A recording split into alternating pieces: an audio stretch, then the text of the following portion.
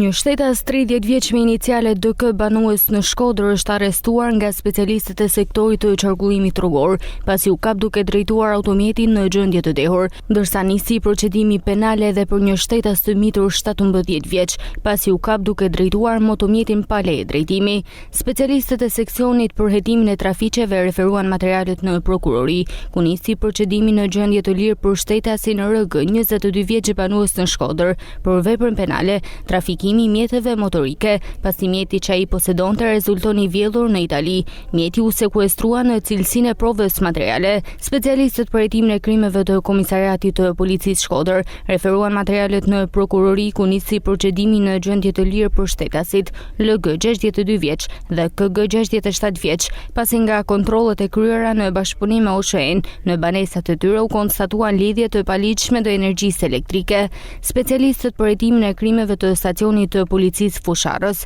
referuan materialet në prokurori, ku nisi procedimi në gjendje të lirë për shtetasin AO 69 vjeç banues në Fusharës, pasi dyshohet se ka hyrë në subjektin tregtar në pronësi të shtetasit NM 69 vjeç banues në Fusharës, ku ka marrë rroba dhe është larguar pa i paguar. Materialet procedurale ju referuan prokurorisë pranë gjykatës së shkallës së parë të jurisdiksionit të përgjithshëm Shkodër për veprimet të mëtejshme.